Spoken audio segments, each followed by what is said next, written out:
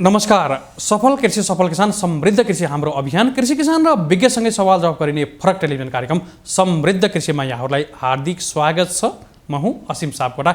कार्यक्रम समृद्ध कृषिमा हामीले कृषि क्षेत्र अन्तर्गतका विषयहरूलाई विधाहरूलाई उत्तिकै महत्त्व दिने गरेका छौँ।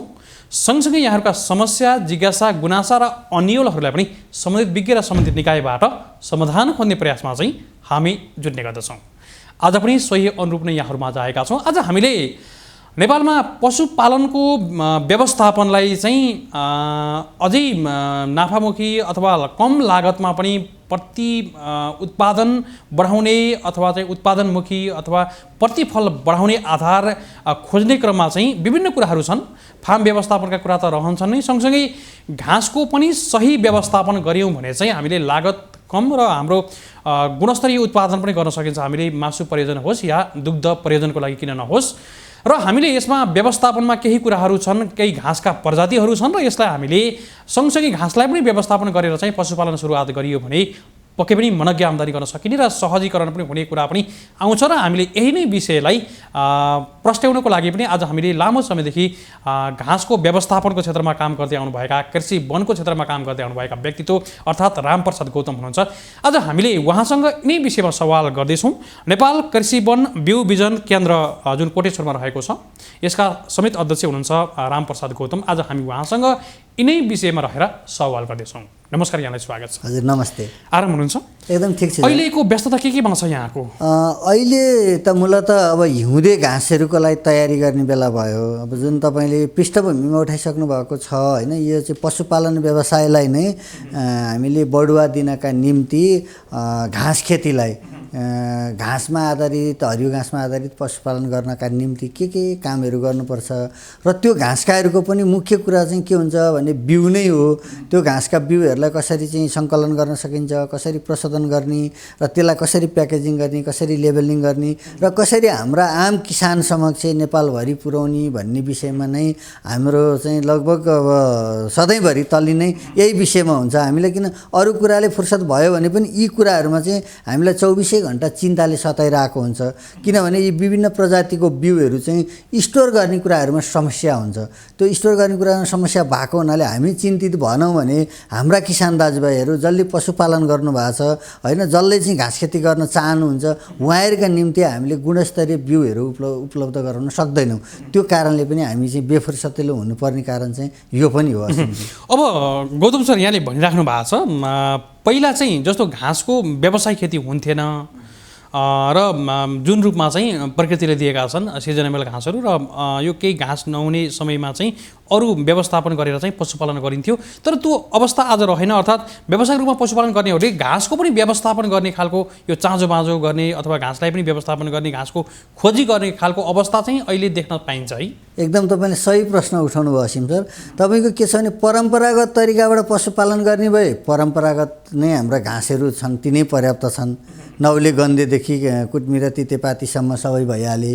तर जब व्यवसाय रूपमा चाहिँ पशुपालन गर्ने हो भने र पशुबाट चाहिँ आम्दानी बढाउने होइन, भरपर्दो आम्दानी बढाउने व्यवसाय रूपमा लाने हो भने घाँस खेती गर्नलाई पनि अत्यन्त जरुरी छ। अब घाँस खेतीमा पनि तपाईँको ती विभिन्न प्रकारका घाँसहरू हुन्छन्। जस्तै तपाईँको डाले घाँस होइन, भुइँ घाँस। भुइँ घाँसमा पनि तपाईँको के छ भने बहुवर्षे भुइँ घाँस र सिजनली भुइँ घाँस भयो होइन। अब बहुवर्षे भुइँ घाँस लगायो भने त्यो एकचोटि लगाएपछि धेरैचोटिलाई भयो।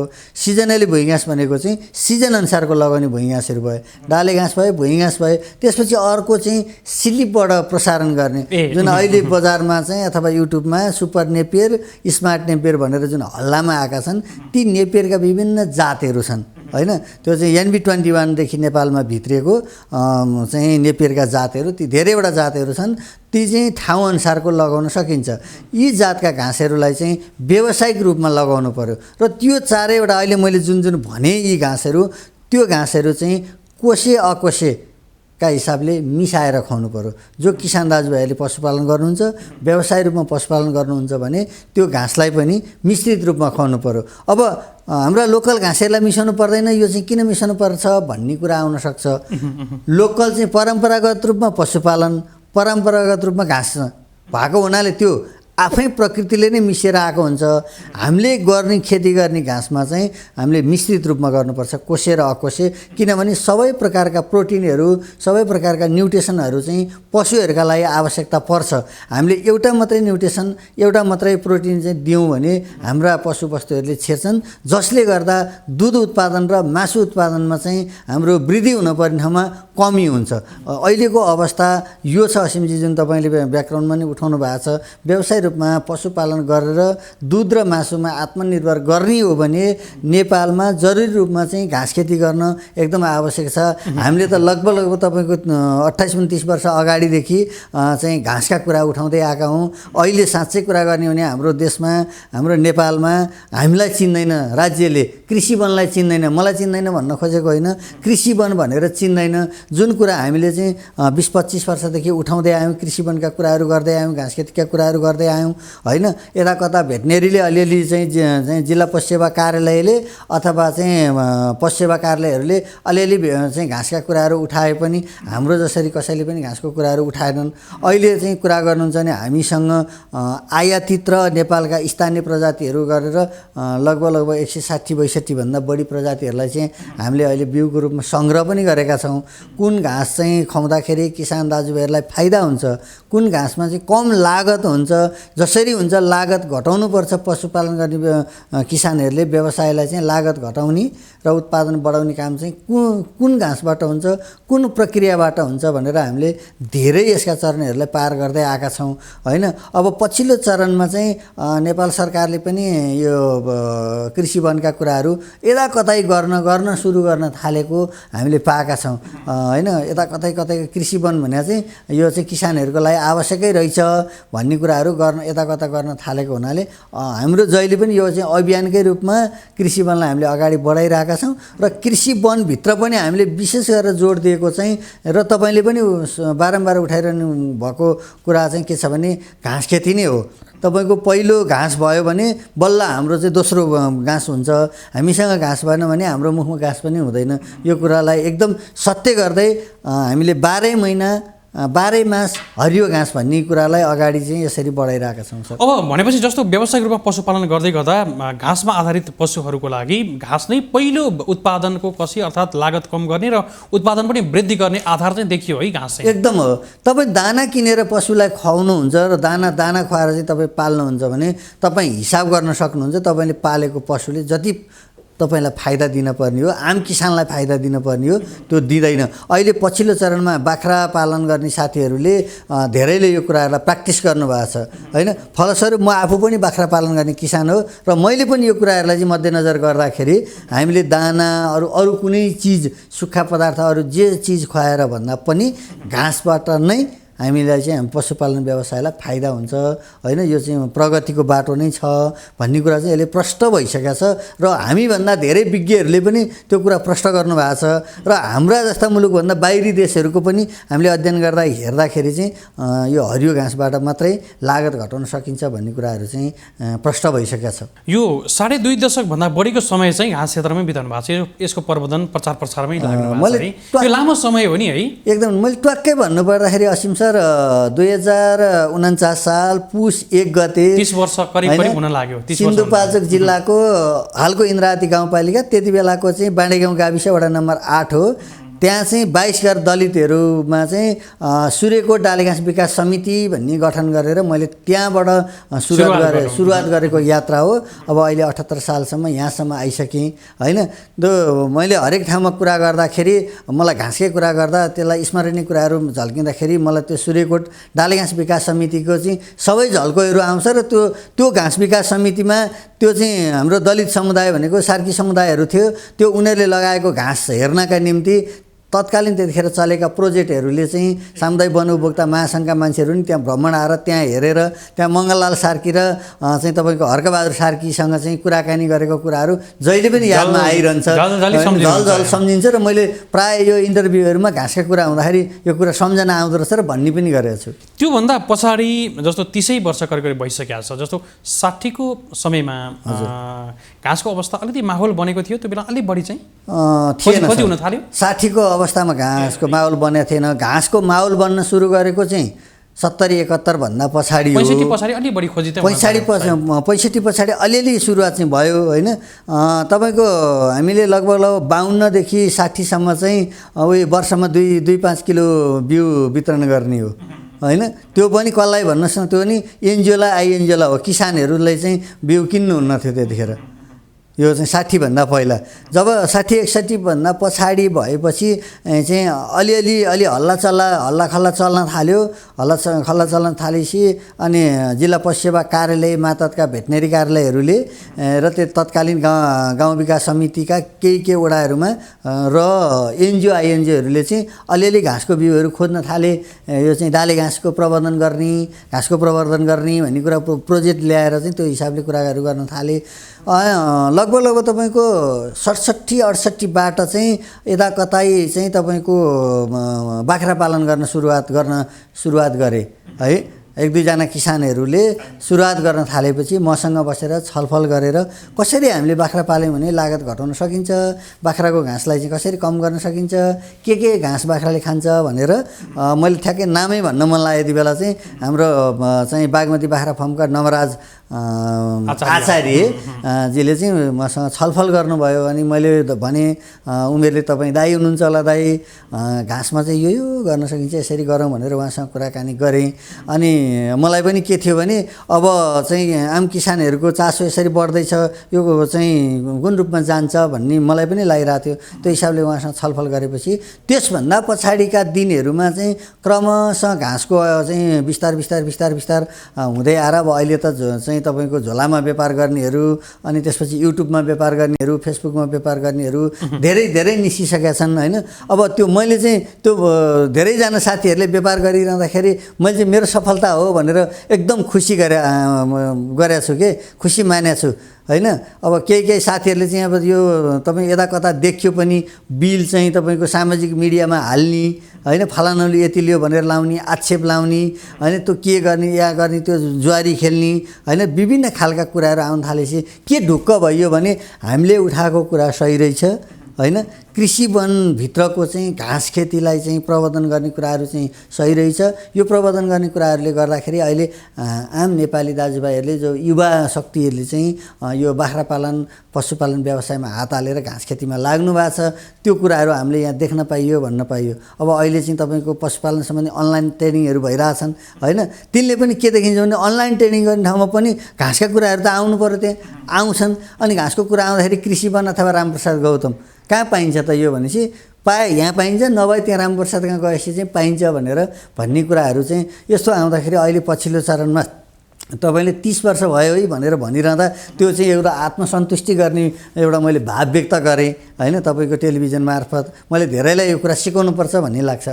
अब यो घाँसको व्यवस्थापनका कुराहरू हामीले भनिराखेका छौँ छलफलमा केन्द्रित हुँदै गर्दा चाहिँ, जस्तो अहिले पछिल्लो समयमा चाहिँ नेपालमा कस्ता घाँसहरू चाहिँ आएका छन्, नयाँ घाँसहरू, र किसानहरूलाई लाभदायक हुने खालका कस्ता घाँसहरू चाहिँ अहिले पर्याप्त छन्, बिउ अथवा बिरुवाको रूपमा किन नहोस्? होइन, मैले त के भन्छु भने असीम सर, मैले अलिअलि कुराहरू बेला बेला उठाइ पनि रहेको छु यही विषयमा होइन।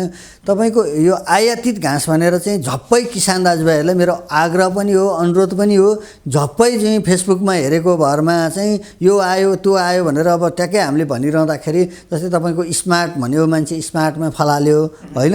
अब अहिले स्मार्ट चाहिँ दुनियाँका बारीमा उखुघारी जस्तो भएर बसेको छ है, त्यो डाँठहरू खाइरहेको अवस्था छैन होइन। अब अहिले चाहिँ के अरे त्यो सुपर, अब अहिले स्मार्ट भनेर आएको छ, स्मार्टमै मान्छेहरू फलालेछ। जे आयो त्यसमा त्यसरी फलालिहाल्नु चाहिँ हुँदैन। जुन कुनै घाँस मैले उदाहरणलाई भने स्मार्ट र सुपरलाई लिएँ, किनभने उनीहरूको आफ्नो ठाउँमा चाहिँ स्मार्टै छ, सुपरै छ क्या।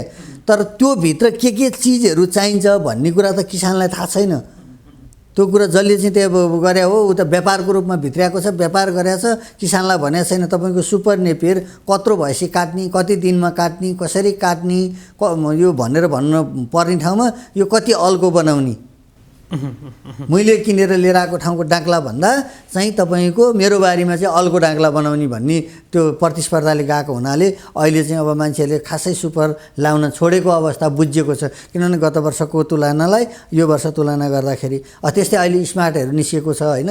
यिनीहरू त मैले उदाहरणको लागि मात्रै भने जुन कुनै घाँस पनि, जुन कुनै तपाईँको यो वनस्पति प्रजातिहरू हाम्रो देशमा भित्रिने बित्तिकै झप्पै किसानहरूले चाहिँ गर्नु हुँदैन। किन हुँदैन भन्दा किसानको त आफ्नो लगानी हुन्छ, उसले आफ्नो लगानीले गर्नुपर्ने हुन्छ। त्यसले गर्दा हाम्रो जमिनलाई खराब गर्ने एउटा कुरा हुनसक्छ, पशुवस्तुहरूलाई हानिकारक गर्ने अर्को कुराहरू हुनसक्छ। त्यो एउटा चिजले, एउटा घाँसले आउने विभिन्न प्रकारका रोगहरू हुनसक्छन्, त्यो रोगहरू फैलिन सक्छ, हाम्रो माटोमा रोग फैलिन सक्छ, विभिन्न प्रकारका कुराहरू हुनसक्छन्। त्यो कुरा चाहिँ नेपाल सरकारको तपाईँको सम्बन्धित निकायबाट प्रमाणित नभएसम्म चाहिँ ती चिजहरूमा कोही पनि बाहिरबाट आयातित गर्ने यो घाँसका बिउमा होस् अथवा बिरुवामा होस् कोही किसानहरू पनि लाग्नु हुँदैन। यसरी लाग्ने भनेको अनुसन्धान गर्ने निकायहरू लाग्ने हो, जो नेपाल सरकारले नार्क अन्तर्गत व्यवस्था गरेको छ होइन। विभिन्न निकाय छ, त्यसपछि गएर हाम्रो चाहिँ एसक्युसिसी बिउ बिजन चाहिँ केन्द्र छ होइन, नेपाल सरकारको बिउ बिजन केन्द्रले छ, प्लान्ट क्वारेन्टाइन छ। यी सबै निकायहरूबाट प्रमाणित गरेको सर्टिफिकेट नभएसम्म त्यो सर्टिफिकेट नभएको निकायबाट हामीले आयातित बिउहरू चाहिँ लिनु हुँदैन। यसका लागि मैले के तपाईँलाई उदाहरण दिएँ भने तपाईँलाई पनि याद होला, हाम्रो पोखराको फेवातालमा एकजना लाउरेले एउटा त्यो सानो त्यो जलकुम्बी कि समथिङ के भन्ने लिएर आएर नमुनाको लागि राख्दाखेरि त्यो पन्छाउनको निम्ति कति राज्यको खर्च भएको कुराहरू चाहिँ यो सर्वविदितै छ होइन। यो मैले धेरै भनिरहनु पर्दैन हो। यस्तै हुनसक्छ, यो चाहिँ तपाईँको आयातित चिजहरूले हाम्रो देशमा भएका अरू चिजहरूलाई मास्न सक्छ होइन। हाम्रो दाजुभाइहरू, किसान दाजुभाइले नयाँ घाँस भनेर उफ्रिनुहुन्छ होइन। हाम्रा लोकल घाँसहरूमा जति पाउने प्रोटिन होइन, उत्पादन कम छ हाम्रो लोकलमा, तर त्यसमा पाउने जति प्रोटिन अहिले हामीले ल्याएका आयातितहरूमा प्रोटिनहरू छैन। त्यसो भएको हुनाले के हुन्छ भने हाम्रा स्थानीय घाँसहरूलाई चाहिँ संरक्षण गर्नुपर्छ। दुईटा फाइदा त्यसबाट। धेरै प्रकारका घाँसहरूलाई संरक्षण गर्नुभएको छ यहाँहरूले है। एकदम। अहिले हुन त यहाँको करिब 30 वर्षको अनुभव मैले घाँसमै निखार्दै गर्दा पनि अहिले धेरै प्रकारका घाँसहरूलाई संरक्षण पनि गर्नुभएको छ र आवश्यक पर्यो भने केही आयातितलाई पनि प्रबन्धन चाहिँ गर्नुपर्छ। प्रबन्धन गर्नुपर्छ, तर त्यो चाहिँ सरकारले मान्यता दिएपछि मात्रै प्रबन्धन गर्नुपर्छ। सरकारले उन्मोचन भएका जातहरूलाई मात्रै गर्नुपर्छ। त्यो चाहिँ सरकारको एउटा नियम छ, त्यो नियमभित्र बसेर गर्नुपर्ने हुन्छ। अब पशुपालनको लागि कृषि वनको सम्बन्ध यहाँले पटक भनि पनि राख्नु भएको छ। आजको श्रृङ्खलामा पनि मैले अलिकति सोध्न चाहिहालेँ, कृषि वनलाई व्यवस्थापन गर्दै गर्दा पशुपालन लगायत हाम्रो पर्यावरण वातावरणलाई पनि थप प्रवर्धन हुने कुरा पनि रहन्छ। कृषि वनको सम्बन्ध चाहिँ पशुपालन र कृषि क्षेत्रमा कस्तो खालको छ? होइन, मूलत के हुन्छ भने तपाईँको कृषि वन भन्ने बित्तिकै पशुपालन हुनु पर्यो, घाँस खेती हुनु पर्यो, फलफुल हुनु पर्यो, जडीबुटी हुनु पर्यो होइन, अन्नबाली हुनु पर्यो, तरकारी बाली हुनु पर्यो। किसानलाई के आवश्यक पर्छ? आवश्यक पर्ने यही होइन। तपाईँ हामी बाँचेका चिज यिनै चिज हो नि, पञ्चतत्त्व, 7 तत्त्व, कृषि क्षेत्रमा भएका 7वटा तत्त्व चाहिँ यो एकदम। तपाईँ घाँस खेती गर्नुभएको छ, तपाईँसँग पशु छैन भने तपाईँ केलाई खुवाउनुहुन्छ? तपाईँले पशुपालन गर्नुभएको छ, घाँस छैन भने तपाईँ के ल्याएर खुवाउनुहुन्छ होइन? सम्बन्ध परिपूरक रह्यो। सम्बन्ध परिपूरक रह्यो। तपाईँले पशु मात्रै पाल्नुभयो, घाँस खेती मात्रै गर्नुभयो, फलफुल मात्रै बनाउनु भयो, अन्न छैन तपाईँ के खानुहुन्छ होइन? फलफुल छैन तपाईँको शरीरलाई केले तागत दिन्छ? जडीबुटी जान्ने तपाईँले चाहिँ रोप्नु भएको छैन, तपाईँ जहिले पनि मेडिसिन किनेर खाने, जडीबुटीको चाहिँदैन। जडीबुटी जान्ने बिरुवाहरू रोप्नु पर्दैन, तपाईँको त्यही घाँसमा पनि जडीबुटी जान्नेहरू हुन्छन्। त्यसो भएर भने यो कृषि वन भनेको चाहिँ एक आपसमा परिपूरक छ। अब अहिले पो हामी कहाँ एलपी ग्यास बाल्न थाल्यौँ र पहिला त दाउरा चाहिन्थ्यो, सामुदायिक वनमा गएर रुख काट्न पाइँदैन थियो। डाले घाँस काट्यो, निस्केको हाँगाले चाहिँ के अरे तपाईँको त्यो पशुहरूलाई चाहिँ खोले पकाउन, आगो बाल्न पाइयो, खाना बनाउन पाइयो होइन। कतिपयलाई थाहा छ, हामी काठमाडौँ आउँदाखेरि काठमाडौँमा भित्तामा गोबरको चाहिँ त्यो टाल्या हुन्थ्यो। किन टाल्या भन्दा दाउरा बाल्न टाल्या हुँदो रहेछ। त्यति बेला त त्यो चाहिँ डाले घाँसका हाँगाहरू त दाउराको रूपमा काम लाग्यो नि। त्यसो भएको हुनाले कृषि वनभित्र यी सबै कुराहरू चाहिँ एकदम परिपूरक छन्। मात्रै हामीले पशुपालन व्यवसायलाई प्राथमिकता दिनको निम्ति घाँस खेतीलाई जोड दिएका हौँ। तपाईँले घाँस खेती गर्नुभयो, पशुपालन गर्नुभयो, घाँस पशुलाई खुवाउनु भयो, पशुले चाहिँ गोब्र्यायो, त्यो मल भयो। अब तपाईँको चाहिँ कृषि कर्मचारी भने त्यो मल कहाँ हाल्नुहुन्छ तपाईँ, होइन? त्यो मल यदि प्रयोग गर्ने ठाउँ छैन भने खोला हाल्नुभन्दा बाहेक छैन, विकल्प छैन नि। किनेर लान्छ भने चाहिँ किनेर लानेको पनि त उसको आफ्नो व्यवस्था होला नि, होइन? त्यसो भएको यी आफूमा परिपूरक हुन्। घाँस खेती गर्नुहुन्छ तपाईँलाई मल चाहिन्छ, तपाईँको पशुले चाहिँ त्यो गोब्र्याएको गोबर नै त्यो घाँसको निम्ति मल आवश्यकता पर्छ। यही कुरालाई तपाईँ हेर्नुहोस् त, घाँसलाई मल भएन भने घाँस आउँदैन, होइन? अनि घाँस बनायो भने पशु मोटाउँदैन, पशुले दिशा गऱ्यो भने चाहिँ त्यो घाँसमा हाल्न पाइन्छ। यिनीहरू यो साइकलको चक्र एकदमै परिपूरक छ, एकदम परिपूरक छ। देख्दा सामान्य लाग्छ तर निकै महत्त्वपूर्ण प्रभाव पाइन्छ। त्यही भएर मैले अघि भनेको थिएँ नि, हाम्रो राज्यले चिन्दैन भनेर चिन्ने दिन आउँछ भनेर एक दिन। अब चिन्न त खोजिया छ, यो कुरा त उठिन चिन्ला, होइन? त्यसो भएको हामीले उठाउँदै आएको कुरा, यो कृषि वनको कुरा गरिरहँदाखेरि हामीले सधैँ घाँस खेतीलाई मात्रै नभएर हामीले जडीबुटीलाई पनि त्यत्तिकै जोडदार उठाइरहेको छौँ। फलफुललाई पनि जोड दिनु, फलफुललाई पनि छ, हामी कहाँ अर्नामेन्टल पनि छ, तपाईँको सँगसँगै बायो इन्जिनियरिङका पनि छ। कसैले होइन, हामीले यो वर्ष मात्रै तपाईँको धेरैवटा रोडमा बायो इन्जिनियरिङका कामका निम्ति धेरैलाई बिउहरू सपोर्ट गऱ्यौँ। उहाँहरूको भनाइ के थियो भने हामीले बिउ कहीँ पनि पाएको थिएन, तपाईँहरू कहाँ त यत्रो बिउ रहेछ। किन हामीले एउटा बिउको चाहिँ सङ्ग्रह गरेका थियौँ, बायो इन्जिनियरिङ गर्ने मान्छेहरूले बिउ पायो। एउटा स्रोत केन्द्रको रूपमा अगाडि बढ्नु भएको छ। जस्तो अलिकति संस्थागत रूपमा म जोडिन चाहन्छु, अलिकति यहाँहरूले परिवर्तित नाम रहेछ, जुन नेपाल कृषि वन बिउ बिजन केन्द्र भन्नुभएको छ। पहिला न्याप्सोल कृषि वनबाट यहाँहरूले सञ्चालनमा ल्याउनु भएको थियो, अहिले संस्थागत के गर्नु भएको छ यहाँहरूले? होइन, यस्तो छ सर, हामीसँग यो कृषि वनका काम गर्नलाई हाम्रो दुईवटा संस्था थियो। पहिला बिउको काम गर्नलाई न्याप्सोल कृषि वन भन्ने थियो, अनि बिरुवाको काम गर्ने भनेर एग्रो फरेस्ट्री नर्सरी प्राली थियो। हामीले यसलाई चाहिँ एग्रो फरेस्ट्री नर्सरी प्राली र न्याप्सोल कृषि वनलाई मर्ज गरेर नेपाल कृषि वन बिउ बिजन केन्द्र भनेको, बिउ भने बिउ भइहाल्यो, नर्सरीको कुरा चाहिँ बिजन भन्ने बित्तिकै बिरुवाको कुराहरू आउने भएर वन पनि आउने भयो। नेपाल कृषि वन बिउ बिजन केन्द्र भनेर हामीले छोटो नाममा दुईवटा संस्थाबाट एउटा संस्थामा मर्ज गरेर संस्थागत संरचनाहरू एउटै बनाएका हुन्। हामीले गर्ने काम चाहिँ तपाईँको मैले जुन काम 2049 साल पुस 1 गतेबाट आरम्भ गरेर आजसम्म गरेको छु काम तिनै हुन्। यो बिचमा चाहिँ अब देशमा परिवर्तन सँगसँगै हरेक कुराहरूको परिवर्तन हुँदैछ। हामीले कुनै बेला नेपाल कृषि वन बिउ सहकारीबाट काम गऱ्यौँ, त्यति बेला सहकारीको चाहिँबाट काम गर्नुपर्ने बाध्यता थियो, हामीलाई सहकारीबाट काम गऱ्यौँ, त्यसपछि कम्पनी बनाएर काम गऱ्यौँ। त्यसपछि यसरी चाहिँ यो चाहिँ समय परिस्थिति अनुसारको कथाले जे माग्छ कथा अनुसारको चाहिँ यो कृषि वन को काम गर्ने कुरोमा चाहिँ अगाडि पछाडि जोडिने नामहरू चाहिँ कथाको माग अनुसारको। अब यत्रो वर्षमा चाहिँ हाम्रा विभिन्न घाँसका प्रजातिहरू जोगाउने काम पनि यहाँले भन्नुभएको छ, एउटा संरक्षण गर्ने कुरा पनि गर्नुभएको छ। कति जति प्रजातिहरू छन् नि यहाँहरूसँग चाहिँ? मसँग ठ्याक्कै तथ्याङ्क त यहाँसँग पनि छैन होला सायद। लगभग हामीसँग 162वटा छन्। तपाईँले हाम्रो चाहिँ के अरे napscol.com गएर कृषि वनको वेबसाइटमा गएर क्याटलगमा गएर हेर्नुभयो भने हामीले सर्लकै क्याटलगकै सहितै 162वटाको राखिदिएका छौँ। त्यसमा चाहिँ जडीबुटी पनि पर्छ, डाले घाँस पनि पर्छ, काठजन्य पनि पर्छ, होइन, अर्नामेन्टल प्लान्टहरू पनि पर्छ, धार्मिक पनि पर्छ, फलफुल पनि पर्छ, होइन। यी जम्मै हामी नेपालीहरूलाई हामी किसानहरूलाई आवश्यकता पर्ने सबै प्रकारका चाहिँ प्रजातिहरूको एउटा क्याटलग बनाएर हामीले त्यो क्याटलग चाहिँ हाम्रो वेबसाइटमा हामीले त्यहाँ राखेका छौँ। त्यो वेबसाइटमा हुने बित्तिकै के भने धेरै सजिलो पनि भएको छ। हेर्नुहोस्, मलाई त धेरै भटभटाउनु परेको छैन। जति असीमजीसँग यहाँ कुरा गरे हो, मेरो कुरा गर्न पनि सधैँ त्यत्तिकै हुन्छ। कहिलेकाहीँ त हाम्रा चाहिँ के अरे भनौँ न, हामीप्रति आशा गर्ने, हामीलाई माया गर्ने मान्छेहरू कस्तो मान्छे रहेछ भन्नु होला। म कहिलेकाहीँ फोन गर्दा रिसाउनु पर्ने अवस्था हुन्छ कि त्यो मोडै के भइरहेको हुन्छ। सधैँभरि एउटै कुरा गरिरहेको हुन्छ, मान्छे त उहाँ व्यक्ति फरक हुन्छ। उहाँले त बुझ्न पाउनु त पर्यो, उहाँको त अधिकार हो नि, हामीले सोध्न बुझ्न पाउने उहाँको त अधिकार हो। तर आफूले त त्यही कुरा भट्टाइरहेछ नि, बिहानदेखि बेलुकासम्म जति बेला नि त्यही फोनमा त्यही कुरा गरे हुन्छ। अनि अरू पनि अब व्यवहारिक कुराहरू पनि हुन्छ, होइन, पारिवारिक समस्यादेखि लिएर गएर व्यवहारिक कुराहरू पनि हुन्छ।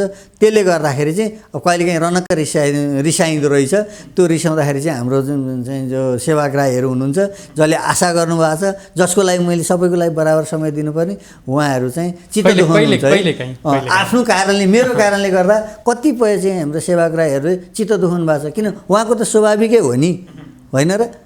सबैजनालाई त्यही भन्छ। अनि कहिलेकाहीँ चाहिँ तपाईँको बेलुका, अहिले म चाहिँ तपाईँको 8 बजीभन्दा पछाडि मैले फोन उठाउन छोडेँ। तपाईँको बेलुका चाहिँ जाँड खाएर अनि घाँसको कुरा गर्ने के है, टन्न जाँड खायो अनि जाँडको तालमा घाँसको कुरा गर्दाखेरि त दिनभरि पनि घाँसकै कुरा गरेछ, जडीबुटीकै कुरा गरेछ, वनकै कुरा गरेछ, कृषि वनकै कुरा गरेछ, बिउ बिरुवाकै कुरा गरेछ दिनभरि। सबैलाई ल यस्तो यस्तो यस्तो यस्तो भन्यो, 1000जनालाई भन्ने होला होइन। अब मान्छे फरक फरक हुन्छ, बोली चाहिँ एउटै हुन्छ क्या, नयाँ मान्छेले चाहिँ। अनि बेलुका पनि जाँड खाएर त्यो कुराहरू थम्काउँदाखेरि अनि मैले त्यो भएर मैले बेलुका चाहिँ फोन उठाउन्न। तैपनि मैले चाहिँ तपाईँकै मिडिया मार्फत के भन्न चाहेँ भने नेपालभरिका हाम्रा किसान दाजुभाइहरू जो चाहिँ तपाईँको नेपाल कृषि वन बिउ बिजन केन्द्रलाई न्याप्सकोल कृषि वन भनेर माया गर्ने जो साथी हुनुहुन्छ होइन, प्लिज मैले कथम कदाची कसैलाई चित्त दुखाएको भए सरी माग्न चाहन्छु। र कहिलेकाहीँ भुलवश त्यस्तो भएरहेछ भने पनि त्यो चाहिँ के अरे मेरो विभिन्न समस्याको कारणले होला भनेर बुझिदिनु होला। ठिक छ, यहाँले भवितव्य गल्ती भयो कि भन्ने स्वीकार्नु भएको छ। ठिक छ, यो क्षेत्रमा लामो समय काम पनि गर्नुभएको छ। यहाँहरू जस्ता व्यक्तिको सुझाव सल्लाह परामर्श हामी सबैलाई खाँचो पनि छ, यहाँले पक्कै पनि यो दिइ पनि राख्नु भएको छ। अब जस्तो यति प्रकारका चाहिँ जुन बिउ अथवा बिरुवाको रूपमा चाहिँ यहाँहरूले उत्पादन पनि गरेर दिनुभएको छ, जसलाई बिउ चाहिन्छ अथवा बिरुवा चाहिन्छ उहाँहरूले उपलब्ध गराउनु भएको छ। उत्पादन चाहिँ सबै छैन असीम सर, हामीले चाहिँ त्यसलाई त्यसको माउबोट छनौट गर्ने काम, बिउको स्रोत बनाउने काम, बिउ दर्ता गर्ने काम चाहिँ हामीले गरेका छौँ होइन। अब हाम्रो आफ्नै स्रोत केन्द्र पनि भएको हुनाले सिन्धुपाल्चोकको इन्द्रावती गाउँपालिकामा हाम्रो स्रोत केन्द्र पनि छ। त्यो स्रोत केन्द्र भएको हुनाले त्यहाँबाट हामीले आफैले उत्पादन गरेर चाहिँ पुग्न सकेको छैन। तर हाम्रा चाहिँ बिउ सङ्कलक चाहिँ किसानहरू हुनुहुन्छ, जुन उहाँ चाहिँ एउटा स्टाफकै जस्तो रूपले काम गर्ने 58 जना हुनुहुन्छ नेपालको विभिन्न ठाउँमा काम गर्ने, उहाँहरूले कलेक्सन गरेर ल्याउने चाहिँ हामीसँग पर्याप्त छ। तर हाम्रै आफ्नै स्रोत केन्द्रबाट उत्पादन भएको बिउ चाहिँ 160वटा होइन होइन, यसमा यो दुविधा नहोस्। तर हामीसँग 160 चाहिँ छ हाम्रो विभिन्न ठाउँबाट। मैले बारम्बार भन्ने पनि गरेको छु, जस्तै तपाईँको देवदार चाहियो भने जुम्लाबाट ल्याउनु पऱ्यो होइन, सिसौ चाहियो भने चाहिँ तपाईँको कोशी टप्पूबाट ल्याउनु पऱ्यो, विभिन्न ठाउँबाट। अब अहिले मैले सबै स्रोत पनि भनेन तपाईँलाई, यहाँ सङ्कलन गर्न पनि गाह्रो त गाह्रो, सङ्कलन गर्न गाह्रो छ। तपाईँको ती मान्छेहरू पाल्न गाह्रो छ। मलाई तपाईँले भनिरहँदा यो हामीले चाहिँ 69 सालमा धादिङको माझीटारमा यो बिउ सङ्कलन प्रशोधनको तालिम दिएका थियौँ। 30 जना मान्छेलाई तालिम गर्ने, 30 जनालाई लगानी गरियो, जम्मा 1 जना मान्छेले चाहिँ उत्पादन अहिलेसम्म काम गरिरहनु भएको छ, 12-15 लाखको कारोबार गर्नुहुन्छ। भनेपछि सबैले काम चाहिँ गर्दैनन्, तालिम त धेरैलाई दिनुभयो है अहिलेसम्म? तालिम दिएको त सङ्ख्या गनेर साध्यै छैन सर। अलिकति पछिल्लो समयमा बाख्रा पालन व्यवसायमा चाहिँ लाग्नेहरूलाई अलिकति यो खालका घाँस व्यवस्थापन गर्नुपर्छ भन्ने खालका विभिन्न तालिमहरू क्लासहरू पनि लिने गर्नुहुन्छ यहाँले है? मैले बढी जस्तो चाहिँ बाख्रा पालन, बढी जस्तो बाख्रा पालन गर्ने ठाउँमा अब 2-4 जना साथीहरूले चलाउनु भएको छ, तालिमहरू चलाउनु भएको छ होइन। एवं त्यो एग्रो टाइमले पनि चलाइरहेको ठाउँमा गएर मैले घाँसको विषयमा चाहिँ दिइरहेको छु। लगभग मैले गएर चलाएको तालिम चलाएको ठाउँको 80% साथीहरू चाहिँ एकदम त्यो एकदम एक्टिभ पनि हुनुहुन्छ, सम्पर्कैमा हुनुहुन्छ क्या। सानो कुरा भए पनि सोधिहालेँ, छलफल गरिहालेँ, छलफल नगरिकन कुनै पनि कुराको अगाडि बढ्न सक्दैन। एकदमै राम्रो, एकदमै राम्रो यो खालको वातावरण गराइदिनु भएको छ। प्राइभेट सेक्टरको यो प्रयासले पक्कै पनि यो क्षेत्रमा राम्रो उपलब्धि हुन्छ र पशुपालनको क्षेत्रलाई अझै आत्मनिर्भर बनाउनको लागि पनि यहाँहरूको काम र कार्य पक्कै पनि कोसेढुङ्गा साबित पनि भइराखेको छ। हामी अन्तिम खण्डमा छौँ। अब घाँस व्यवस्थापनकै कुरालाई नै म टुङ्ग्याउन पनि चाहन्छु। पशुपालन र घाँस व्यवस्थापनको सम्बन्धलाई पनि सँगै सारिदिनुहोस् न। अब चाहिँ हुन त हामीले अगाडि कुरा त गरेका छौँ, निष्कर्षमा चाहिँ निष्कर्ष होइन। मैले निष्कर्षमा के भने पशु नपाल्नेले घाँस खेती नगरे हुन्छ होइन, घाँस खेती गर्नेले पशु नपाले हुन्छ। यो एकदम सर्टकट र टर्रो कुरा पनि हो। यो जुन कुरा चाहिँ तपाईँको किसान दाजुभाइहरूको लागि अति आवश्यक कुराहरू पनि हो। हाम्रा तमाम श्रोताहरूले जसले सुनिराख्नु भएको छ, श्रोता दर्शकले हामीलाई सुन्दै हुनुहुन्छ, तपाईँको कुरालाई अहिले चाख लिएर सुन्नु भएको छ, उहाँहरूलाई केही सन्देश दिन चाहनुहुन्छ अथवा कन्ट्याक्ट नम्बर यहाँहरूसँग जोडिनु पऱ्यो भने कन्ट्याक्ट नम्बर? होइन, अब उहाँहरूलाई घाँस सन्देश त मेरो धेरै कुराहरू भन्नु छ होइन। आवश्यक हुनेले फोन गरेर पनि सोध्नु होला, बुझ्नु होला, हाम्रो अफिसमा पनि आउनु होला। अब सबैभन्दा सजिलो चाहिँ मलाई उहाँहरूले कन्ट्याक्ट गर्न सक्नुहुन्छ। मलाई कन्ट्याक्ट गर्ने नम्बर छ 98 511 59 630 98 511 59 630 है। अब कसैले एनसेल चलाउनुहुन्छ भने 98 0 1 2 3 7 7 3 0 यो नम्बरमा कन्ट्याक्ट गर्न सक्नुहुन्छ। हाम्रो युट्युब च्यानल पनि हेर्न सक्नुहुन्छ र हाम्रो वेबसाइटमा गएर हेर्नु भने सबैभन्दा राम्रो चाहिँ वेबसाइटमा हेर्दाखेरि हामीले चाहिँ त्यो लिस्ट पनि राखिरहेका छौँ कुन घाँसलाई कहाँ लाउन सकिन्छ भनेर। अनि क्याटलग पनि छ, क्याटलग र लिस्टलाई ट्रायल गरेर हेर्नुभयो भने अनि मलाई त्यो गफ गरिदिने के उहाँलाई बुझाउनलाई सजिलो हुन्छ, किनभने उहाँलाई घाँसको नाम थाहा भइसकेको हुन्छ, अनि कहाँ लाउन मिल्छ उहाँको मिल्छ मिल्दैन उहाँलाई थाहा भइसकेको हुन्छ, उहाँ कस्तो प्रकारको हुन्छ उहाँले हेरिसकेको हुन्छ। अनि मलाई चाहिँ यसो गरेर गरिदिने हो भनेर भन्नलाई सजिलो हुन्छ, 2 मिनटमा सर भनिदिन पाइन्छ। त्यो हेरिदिनु हुन म अनुरोध गर्छु। हुन्छ, निकै महत्त्वपूर्ण विषय र हामीलाई समय दिनुभयो, हामी धेरै आभारी छौँ, यहाँप्रति कृतज्ञ छौँ र कृतज्ञ पनि गर्दै बिदा गर्न चाहन्छौँ। नमस्कार। नमस्कार। हजुर, हामीले आज यति बेला छलफलमा केन्द्रित बनाएका थियौँ पशुपालन व्यवसायलाई चाहिँ थप व्यवस्थापित गर्नलाई र सँगसँगै चाहिँ घाँसको व्यवस्थापनका कुराहरू सँगै आउँछन् र हामीले यसलाई पनि ध्यान दिनुपर्छ भन्ने खालको महत्त्वपूर्ण सन्देश आजको श्रृङ्खलामा छलफलमा केन्द्रित बनाएका थियौँ। र आजको छलफलमा हुनुहुन्थ्यो नेपाल कृषि वन बेउ बिजन केन्द्रका अध्यक्ष रामप्रसाद गौतम हुनुहुन्छ। हामी उहाँसँग यिनै विषयमा रहेर छलफल गर्दै थियौँ। आजको श्रृङ्खलाको समय यति नै। कार्यक्रम उत्पादनमा सहयोग गर्ने कार्यक्रम उत्पादक युनिटसहित असीम सापकोटा पनि यहाँहरूको माझबाट बिदा हुने अनुमति माग्छु। तपाईँ भने हेर्दै गर्नुहोला प्रभु टिभी HD। नमस्कार।